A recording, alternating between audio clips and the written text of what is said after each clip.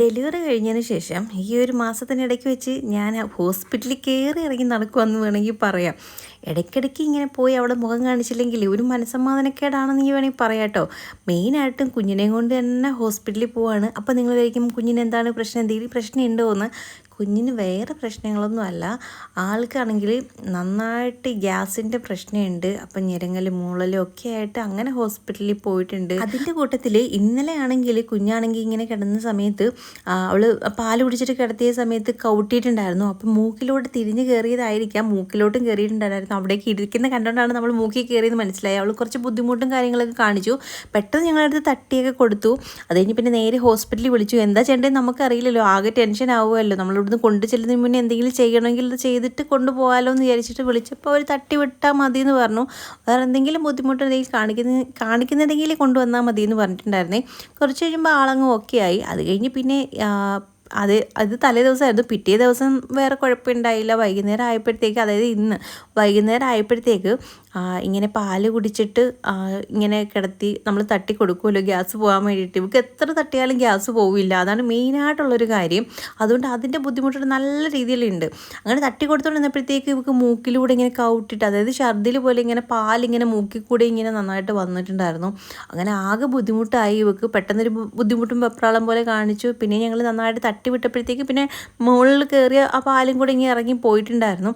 അത് കഴിഞ്ഞ് കുറച്ചൊക്കെ ഞങ്ങൾ നോക്കി. അന്നേരം പിന്നെ വലിയ കുഴപ്പമില്ലായിരുന്നു. പിന്നെ ഇടയ്ക്കിടയ്ക്ക് പിന്നെ അവൾക്ക് ശ്വാസം എടുക്കുമ്പോഴൊക്കെ നന്നായിട്ട് നമ്മളിങ്ങനെ കഫം ഉണ്ടെങ്കിൽ ഇങ്ങനെ ഒരു വലിഞ്ഞ സൗണ്ട് കേൾക്കുമല്ലോ, അതേമാതിരി സൗണ്ട് കേട്ടുകൊണ്ടേ ഇരിക്കുമായിരുന്നു കേട്ടോ. അങ്ങനെ പിന്നെ ഞങ്ങൾ പിന്നെ വിചാരിച്ചു വെച്ചുകൊണ്ടിരിക്കണ്ട, നമുക്ക് ഹോസ്പിറ്റലിൽ പോയി കാണിച്ചിട്ട് വരാമെന്ന് വിചാരിച്ചു. നമ്മൾ രാത്രിയിലൊക്കെ എന്തെങ്കിലും ബുദ്ധിമുട്ടായി കഴിഞ്ഞാൽ പിന്നെ പാടാണല്ലോ. അങ്ങനെ പിന്നെ ഞങ്ങൾ നേരെ പിന്നെ ഒന്നും നോക്കിയില്ല, ഹോസ്പിറ്റലിൽ പോയി കാഷ്വാലിറ്റി കാണിച്ചിട്ട് അവിടെ ഏതെങ്കിലും ഡോക്ടറെ കാണിക്കാമെന്ന് വിചാരിച്ചു. അങ്ങനെ കുഞ്ഞിൻ്റെ വെയിറ്റും കാര്യങ്ങളൊക്കെ നോക്കി. കുഴപ്പമൊന്നുമില്ല, നോർമലാണ് വെയിറ്റൊക്കെ. വെയിറ്റ് എന്തായാലും ആൾക്ക് കൂടുന്നുണ്ട്. ഇങ്ങനെ ഇടയ്ക്കിടയ്ക്ക് ഇങ്ങനെ ഛർദിൽ പോലെ ഇങ്ങനെ വരുന്നുണ്ട്. വൊമിറ്റിങ്ങിൻ്റെ ടെൻഡൻസി അവൾക്ക് ഉണ്ട്. ഇടയ്ക്കിടയ്ക്ക് ഇങ്ങനെ ഓർക്കാനിച്ച് കാണിക്കാറുണ്ട്.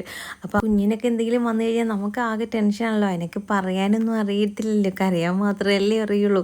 അതുകൊണ്ട് എന്ത് ബുദ്ധിമുട്ട് വന്നാലും പെട്ടെന്ന് ഞാൻ ഹോസ്പിറ്റലിൽ കൊണ്ടുവരും കേട്ടോ, ഒരു മനസ്സമാധാനത്തിന് വേണ്ടിയിട്ട്. അങ്ങനെ ഡോക്ടർ ഉണ്ടപ്പം കുഴപ്പമൊന്നുമില്ല. ആൾക്ക് പിന്നെ തുള്ളി മരുന്നൊക്കെ കൊടുത്തിട്ടുണ്ട്. ഗ്യാസിൻ്റെ പ്രശ്നം ഓർക്കാനൊക്കെ ഉണ്ടെങ്കിൽ അത് മാറട്ടെ എന്ന് പറഞ്ഞ് പിന്നെ മൂക്കിലൊഴിക്കാനൊക്കെ മരുന്ന് തന്നിട്ടുണ്ട്. ഇതിന് മുന്നേ തന്നിട്ടുണ്ടായിരുന്നു, പക്ഷേ അത് ഒഴിച്ചുകൊണ്ടിരുന്നേ ഇപ്പം വേറൊരു മരുന്ന് മാറ്റി തന്നിട്ടുണ്ടായിരുന്നു. അങ്ങനെ ഇതാ മോളെ കാണിച്ചിട്ട് ഇറങ്ങിയപ്പോഴത്തേക്ക് പിന്നെ ഞാൻ അന്നേരമാണ് കുഞ്ഞൻ്റെ കാര്യം ഓർത്തത്. ആൾക്ക് തൊണ്ടയ്ക്ക് നല്ല ബുദ്ധിമുട്ടും ഒരു 4-5 ദിവസമായിട്ട് ആൾക്ക് ഒരു ജലദോഷം പോലെയൊക്കെ ഉണ്ട്, മൂക്കൊലിപ്പ് പോലെ. പനിയായിട്ടൊന്നും ഇല്ല. പക്ഷേ ഹോസ്പിറ്റലിൽ അന്നോട്ട് പോകാൻ വിളിക്കുന്ന ഈ മനുഷ്യൻ വരുത്തിയേ ഇല്ല കേട്ടോ. അങ്ങനെ പിടിയാലേ ഞാൻ പറഞ്ഞു ഇന്ന് കാണിച്ചിട്ട് പോയി, എന്തായാലും ഇവിടെ വരെ വന്നതല്ലേ കാണിച്ചിട്ട് പോയാൽ മതി എന്ന് പറഞ്ഞു. പക്ഷേ ആദ്യം ഞാൻ ഓർത്തില്ല, ഇല്ലെങ്കിൽ അച്ഛനെയും മോളെയും കൂടെ ഒരുമിച്ച് കാണിക്കാൻ കയറ്റിയാൽ മതിയായിരുന്നു. അതാകുമ്പം അവിടെ വെയിറ്റ് ചെയ്യേണ്ട സമയത്ത് രണ്ടുപേർക്കും ഡോക്ടറെ കണ്ടിട്ട് ഒരുമിച്ച് ഇങ്ങനെ ഇറങ്ങുകയും ചെയ്യുമായിരുന്നു.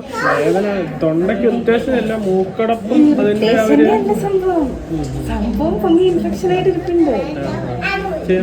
ബ്ലഡ് ടെസ്റ്റ് ചെയ്ത് നോക്കാം. കുഞ്ഞിന് തൊണ്ടവേദന ആദ്യം തന്നെ ഉണ്ടായിരുന്നു. പക്ഷേ പിന്നീട് നമ്മൾ ടാബ്ലറ്റ് കഴിക്കുന്നതുകൊണ്ട് വലിയ പ്രശ്നം തൊണ്ടവേദനയായിട്ട് പിന്നെ ഇല്ലായിരുന്നു, ഒരു കിച്ച് പോലെ ആയിരുന്നു. പക്ഷേ ഇപ്പം നോക്കിയപ്പോൾ നന്നായിട്ട് ഇൻഫെക്ഷൻ ആയിട്ട് ഇരിപ്പുണ്ട്. അതുകൊണ്ട് അവർ ബ്ലഡ് ടെസ്റ്റ് ചെയ്ത് നോക്കാൻ പറഞ്ഞു, വേറെ എന്തെങ്കിലും കുഴപ്പമുണ്ടോ എന്ന് അറിയാൻ വേണ്ടിയിട്ട്. അങ്ങനെ നമ്മൾ ബ്ലഡ് ടെസ്റ്റിന് കൊടുത്തതിന് ശേഷം ഒരു 12 മണി ആയപ്പോഴും ഞങ്ങൾക്ക് നല്ല വിശക്കുന്നുണ്ടായിരുന്നു. കാരണം നമ്മളൊന്നും കഴിക്കാണ്ടാണ് വന്നത്. അപ്പോൾ ചായ മാത്രമേ കുടിച്ചുള്ളൂ. അങ്ങനെ പിന്നെ അവിടെ നോക്കിയപ്പോൾ കടകളൊക്കെ അടയ്ക്കുമല്ലോ ആ ഒരു സമയമാകുമ്പം. തൊട്ടടുത്തൊരു കടയുണ്ട് കേട്ടോ, കോഫി ഷോപ്പ് പോലെ. അങ്ങനെ പിന്നെ ഞാൻ കുഞ്ഞിനെ അവിടെ ഇരുത്തിയിട്ട് ഞാനും അമ്മയും മോളും കൂടെ പിന്നെ ഇതാ നമ്മൾ അങ്ങോട്ട് പോയി. അവിടെ ചെന്ന് നോക്കിയപ്പോൾ കഴിക്കാൻ വേണ്ടിയിട്ട് ഈ ബേക്കറി ഐറ്റംസൊക്കെ ഉള്ളൂ. ഈ പിന്നെ ഈ ദിൽക്കുഷും പിന്നെ ഈ മധുരമുള്ള മറ്റേ ക്രീം ബണ്ണും ഒക്കെ ആയിരുന്നു. അങ്ങനെ ഞങ്ങളൊരു ദിൽക്കുഷ് മേടിച്ചു. സംഭവം കിടു ടേസ്റ്റ് ആയിരുന്നു കേട്ടോ. ഞാൻ ഇതിന് കഴിച്ചതിൽ എനിക്ക് ഭയങ്കരമായിട്ട് ഇഷ്ടപ്പെട്ടു ഈ ഒരു ദിൽക്കുഷ്. ഭയങ്കര സോഫ്റ്റാണ്. ഞാൻ കഴിച്ചത് പോലെയൊന്നും അല്ല, വേറെ മാതിരി എനിക്ക് ഫീൽ ചെയ്തു. ഇതുകൊണ്ട് അവിടെ ഞാനിതങ്ങ് കൊണ്ടുപോകാം.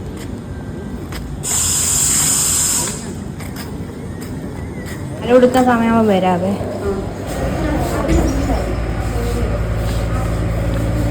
ഇത് മാസ്ക് പൊട്ടിയങ്ങ് പോയി.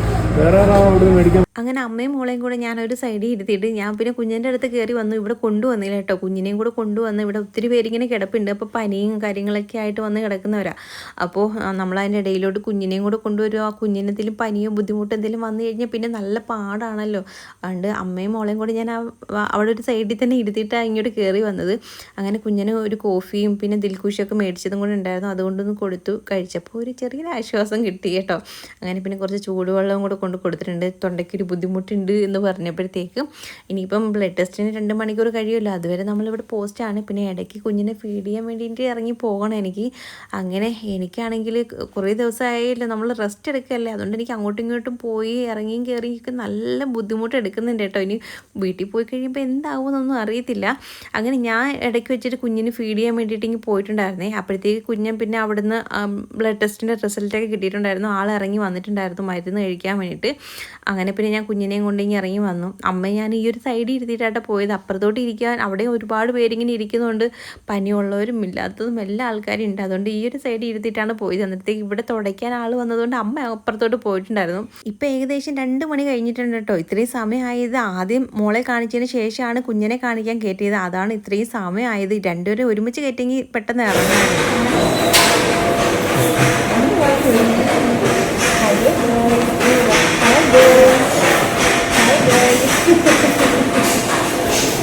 എപ്പോഴാണ് അറിയോ എങ്കിലൊന്നും അല്ല പോകരുത് കേട്ടോ.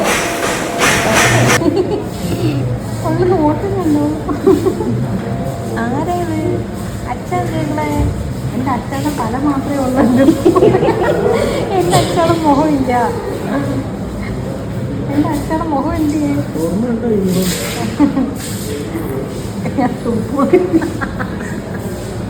ഞാൻ തുപ്പണോ?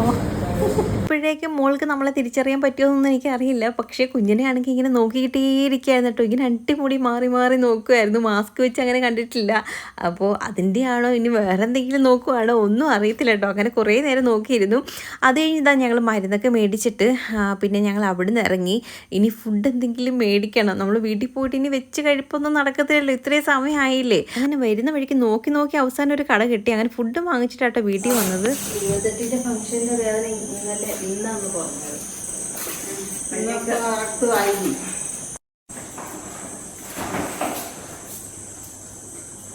കൊണ്ടേ കിടത്തിട്ട് ഇപ്പൊ തുടങ്ങി അയ്യോ മക്കോ എന്ന് പറഞ്ഞോണ്ട് താനിട്ടിട്ടാണോ പോയേ? ഇപ്പോൾ ഡെലിവറിക്ക് ശേഷം നമുക്ക് റെസ്റ്റ് ആണല്ലോ. ശരിക്കും പറഞ്ഞാൽ ഈ ഒരു സമയം എനിക്ക് വേദനയും കാര്യങ്ങളും അങ്ങനെ വലുതായിട്ട് കുറവുണ്ടെന്ന് വെച്ചാൽ കുറവുണ്ട്. പക്ഷേ എന്നാലും ഉണ്ട് കേട്ടോ. ഇന്ന് പോയി ഒരുപാട് നേരം നിൽക്കുകയും ഇവിടേക്കൊക്കെ ചെയ്തല്ലോ. അങ്ങോട്ടും ഇങ്ങോട്ടും ഞാൻ നടക്കുമായിരുന്നു. കാരണം ആദ്യം മോളുടെ കാര്യത്തിന് വേണ്ടി അങ്ങോട്ടും ഇങ്ങോട്ടും നടന്നു. അത് കഴിഞ്ഞ് പിന്നെ മോളെ അമ്മയും കൂടെ അവിടെ ആക്കിയിട്ട് പിന്നെ കുഞ്ഞിൻ്റെ കാര്യത്തിന് അങ്ങോട്ടും ഇങ്ങോട്ടും നടന്നു. ബില്ലടയ്ക്കാനും മരുന്ന് മേടിക്കാനും അങ്ങനെ അങ്ങോട്ടും ഇങ്ങോട്ടും നടന്ന് എനിക്ക് ശരിക്കും പറഞ്ഞാൽ ഇങ്ങനെ നല്ല ബുദ്ധിമുട്ടായി. ബാക്ക് പെയിനൊക്കെ ആയിട്ടുണ്ടായിരുന്നു വീട്ടിൽ വന്നപ്പോഴത്തേക്ക്.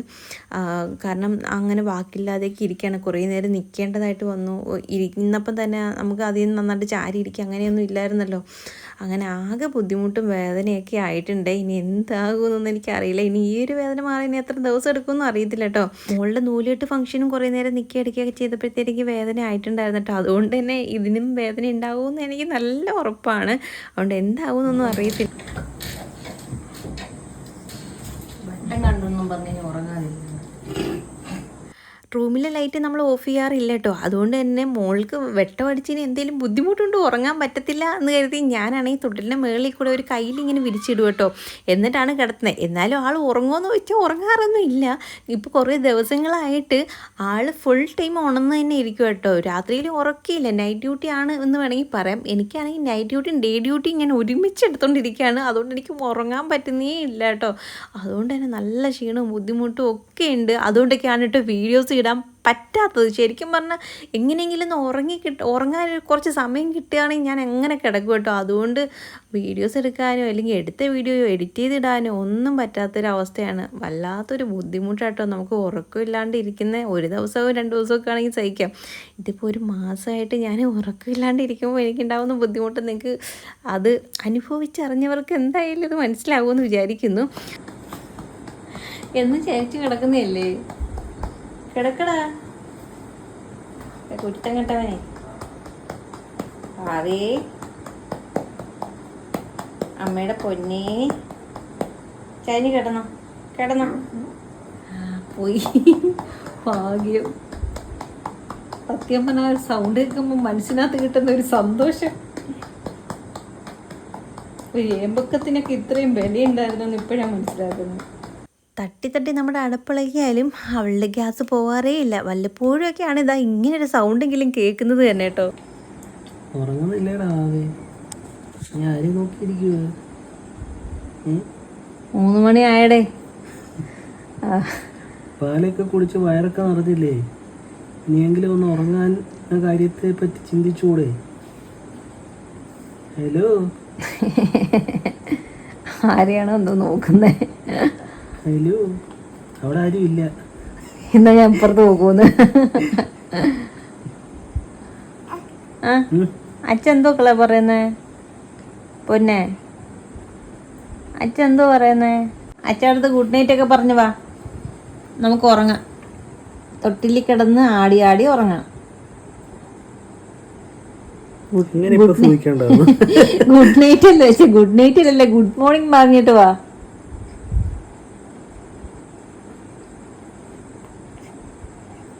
ആ, സൈഡിൽ നിന്ന് ആരംഭിക്കാൻ തുടങ്ങി കേട്ടോ കരയെ. കഴുത്ത് വാവുപ്പൊന്നാ, വാവുപ്പൊന്നോ.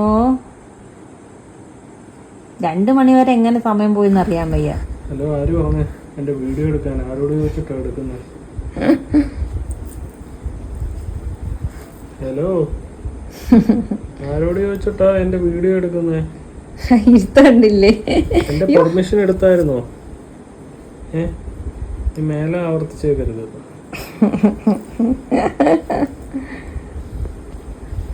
എന്നാ എല്ലാവർക്കും ഗുഡ് നൈറ്റ്. ഗുഡ് നൈറ്റാ? ഗുഡ് മോർണിംഗ് പറ.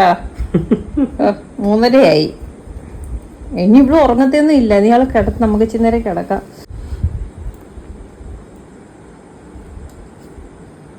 എല്ലാരും കണ്ടോ? ഇതാ എന്റെ വീട്.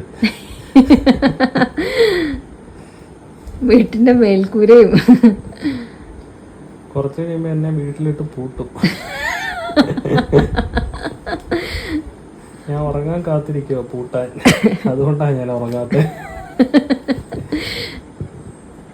നല്ല കൊതുണ്ട്, അത് വേണേ ഇട്ടേരാ. അവൾ കരയാൻ തുടങ്ങും അത് കാണുമ്പോ. എനിക്ക് പിന്നെ ഉടുപ്പിടുന്ന ഇഷ്ടമല്ല കേട്ടോ. തുണിയിടുന്നത് ദേഹത്ത് എന്നെ തുണിയിട്ട് പുതച്ചാ ഞാൻ ചവിട്ടിക്കളയും. എത്തൊരു ചൂടാ എൻ്റെ ഇടയില പുതയ്ക്കുന്ന. ഇന്നിനി അങ്ങോട്ട് ആൾ ഉറങ്ങുന്നൊന്നും തോന്നുന്നില്ല. ഞങ്ങൾക്ക് പിന്നെ രാവും പകലും ഒക്കെ ഒരേപോലെ ആണ്. അതുകൊണ്ട് ഞങ്ങൾ എന്തായാലും കഥയും പറഞ്ഞൊക്കെ ഇവിടെ ഇരിക്കാൻ കുറച്ച് നേരം. അപ്പോൾ നമ്മുടെ വീഡിയോ ഇത്രയൊക്കെ ഉള്ളൂ. മറ്റു പുതിയൊരു വീഡിയോ ആയിട്ട് വരുന്നതായിരിക്കും. Tata, see U.